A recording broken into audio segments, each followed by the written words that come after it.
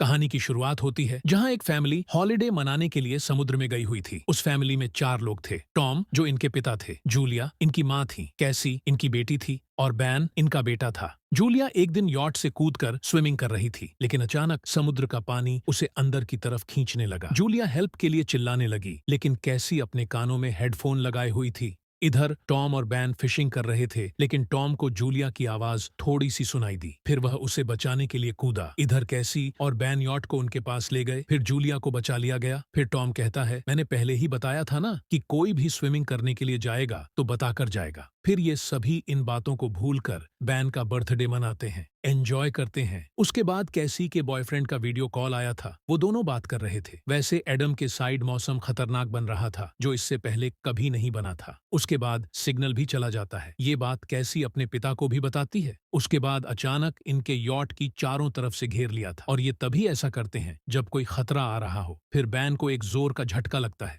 फिर टॉम को लगता है कि शायद यॉट की सॉफ्ट बैंड हुआ है। वह इसे जांच करने के लिए नीचे जाता है।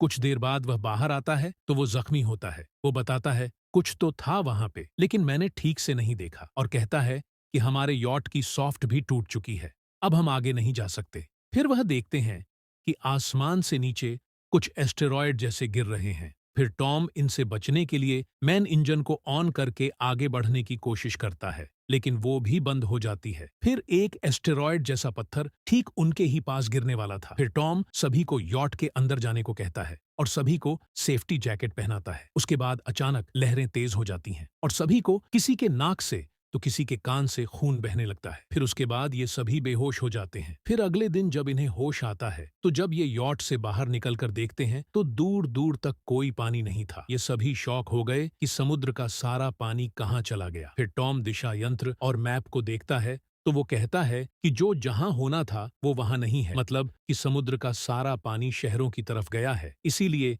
समुद्र में पानी नहीं है। ये एक बार और हुआ था, बहुत सालों पहले। फिर टॉम फिर से किसी से कांटेक्ट करने की कोशिश करता है, लेकिन इस बार एक मरीन जहाज का कैप्टन कॉल अटेंड करता है, जो कि वह भी इसी जगह पर सरवाइव कर रहा था, और उसका एक दोस्त उस हादसे से मर चुका था। और उसने कहा कि समुद्र का पानी जल्द ही लौटने वाला है। अगर पानी वापस आया तो आप सोच नहीं सकते इतनी भयानक होगी। तो तब तक आप लोग जितनी ऊंचाई पर पहुंच सको पहुंच जाना। लगभग 1 हफ्ते तक पानी लौटने का चांस है। फिर टॉम उससे कहता है कि तुम्हारे मरीन जहाज में पानी से बचने के चांसेस ज्यादा हैं, लेकिन उसकी मरीन जहाज छोटी थी जिसमें सिर्फ 3 लोग आ सकते हैं। फिर टॉम अपने बच्चों को बैग पैक करने के लिए कहता है। फिर वह चुपके से उस आदमी को अपने बच्चों को बचाने के लिए कहता है। फिर ये सभी खाने पीने का सामान बैग में रखने लगते हैं। तभी टॉम बाहर देखता है तो कोई एक आदमी इसी तरफ आ रहा होता है, और वह दिखने में घायल था। टॉम उसकी मदद करने की सोचता है और पानी की बोतल उसके पास ले जाता है, लेकिन वह आदमी टॉम पर ही हमला कर देता है। जूलिया हमला करते हुए देखती है तो वह भागते हुए बचाने के लिए आती, लेकिन उसके पहुंचने से पहले वह टॉम को मार चुका था। टॉम की मौत के बाद जूलिया पूरी तरह टूट चुकी थी, लेकिन उसने हिम्मत नहीं हारी। उसने सोचा कि अब किसी भी कीमत पर अपने बच्चों को बचाना है। जूलिया तेजी से यॉट में वापस गई और यॉट को अंदर से लॉक कर दिया। उसने कैसी और बैन को एक कमबोर्ड में छिपा दिया। साथ ही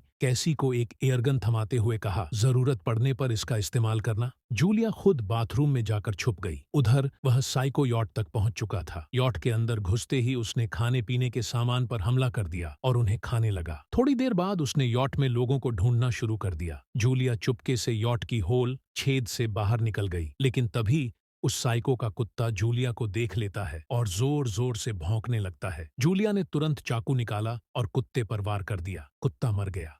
यह देखकर साइको गुस्से में पागल हो गया। उसने जूलिया को पकड़ने की कोशिश की, लेकिन जूलिया यॉट के ऊपर की तरफ चढ़ गई। तभी वह साइको भी ऊपर चढ़ाया और जूलिया पर हमला कर दिया। जूलिया अपनी पूरी ताकत से उससे लड़ने लगी। उसी दौरान कैसी ने एयरगन से साइको पर फायर कर दिया। गोली लगने से वह लड़खड़ा गया और जूलिया ने उसे एक जोरदार लात मारी, लेकिन यॉट के अंदर एयरगन फायर होने से आग लग गई। जूलिया, कैसी और बैन तुरंत यॉट से बाहर निकल गए। जब वे बाहर आए तो उन्होंने देखा कि टॉम की लाश वहीं पड़ी थी। वे उसके पास बैठकर रोने लगे। तभी जूलिया ने देखा कि वह साइको यॉट से निकलकर उनकी तरफ आ रहा था। जूलिया ने बच्चों को तुरंत वहां से भागने के लिए कहा। भागते भागते बैन को प्यास लगने लगी। जूलिया ने अपनी बोतल से पानी दिया, लेकिन उसमें पानी बहुत कम था। बैन की प्यास नहीं बुझ पाई। साइको अभी भी उनका पीछा कर रहा था। भागते हुए वे लोग एक क्रैश हुए एरोप्लेन तक पहुंचे। उन्होंने वहां रुकने का फैसला किया। जूलिया को टॉम की बहुत याद आ रही थी। वह उसकी तस्वीर देखकर रोने लगी और खुद से वादा किया, मैं अपने बच्चों को हर हाल में बचाऊंगी। रात के समय कैसी बाथरूम करने के लिए बाहर निकली, तभी वह साइको वहां आ गया। वह कैसी पर हमला करने ही वाला था कि जूलिया ने चुपके से उस पर हमला कर दिया। उसने साइको पर चाकू से इतने वार किए कि वह वहीं मर गया। अगली सुबह जब वे लोग उठे तो उन्होंने देखा कि साइको की लाश को किसी जंगली जानवर ने बुरी तरह से चीर दिया था। जूलिया को समझ में आ गया कि यहाँ साइको से भी ज्यादा खतरनाक कुछ और है। जूलिया ने तुरंत वहां से निकलने का फैसला किया। वे लोग आगे बढ़ने लगे। चलते चलते बैन ने एक गंदे पानी का तालाब देखा और उसे पीने के लिए जाने लगा। जूलिया और कैसी ने उसे रोकने की कोशिश की, लेकिन बैन ने वह पानी पी लिया। कुछ ही देर में बैन बीमार हो गया। जूलिया और कैसी ने वहीं कुछ सामान से एक टेंट बनाया। जूलिया डॉक्टर थी और किस्मत से उसके पास कुछ इंजेक्शन थे। उसने बैन को इंजेक्शन लगाया। फिर वे लोग उसी टेंट में सो गए। रात में जूलिया को अजीब अजीब आवाजें सुनाई दी। जब उसने बाहर झांका तो देखा कि कई खतरनाक क्रिएचर्स उनकी तरफ आ रहे थे। जूलिया ने तुरंत बच्चों को उठाया और वहां से भागने लगी। भागते भागते उन्हें एक बड़ी जहाज दिखी जिसमें कई कंटेनर्स थे। जूलिया ने वहीं छिपने का फैसला किया। जहाज के लोग उन्हें बचाने के बजाय कंटेनर्स को बंद कर रहे थे। क्रिएचर्स वहां पहुंच गए। जूलिया और उसके बच्चे कंटेनर्स के ऊपर चढ़ गए, लेकिन तभी एक क्रिएचर ने जूलिया के पैर को काट लिया। जूलिया ने किसी तरह खुद को बचाया और कंटेनर के ऊपर चढ़ गई। अंदर मौजूद लोग क्रिएचर्स को गन से मार रहे थे, लेकिन उनकी संख्या इतनी ज्यादा थी कि वे हार गए। जूलिया ने अपने घाव को पट्टी की और बेहोश हो गई। जब उसे होश आया तो उसके बच्चे पास नहीं थे। वह घबरा गई, लेकिन कुछ देर बाद दोनों लौट आए। वे मदद ढूंढने गए थे। जूलिया ने मरीन कैप्टन से फिर से कॉल किया। कैप्टन भी घायल हो चुका था और उसने कहा, अब मैं कुछ नहीं कर सकता। समुद्र का पानी जल्द ही लौटने वाला है। कैप्टन की बात सुनकर जूलिया और उसके बच्चों में डर और बेचैनी बढ़ गई। वह समझ गई कि समय बहुत कम है, समुद्र का पानी लौटने वाला है, लेकिन उनके पास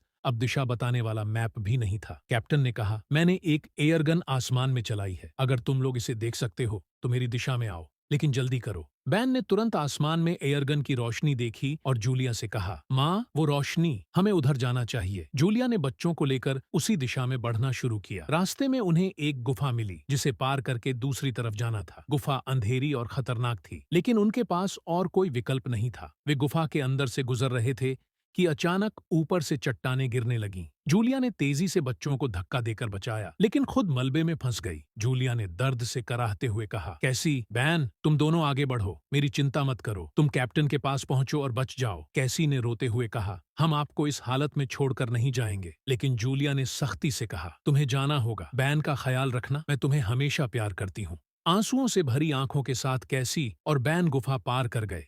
गुफा के दूसरी तरफ उन्हें कैप्टन की मरीन जहाज दिखाई दी। वे चिल्लाते हुए उसकी तरफ भागे। कैप्टन घायल था। कैप्टन ने कहा, समुद्र का पानी बस कुछ ही मिनटों में लौटने वाला है। लेकिन कैसी ने कहा, नहीं, मैं अपनी माँ को यहाँ अकेला नहीं छोड़ सकती, मुझे उन्हें बचाना है।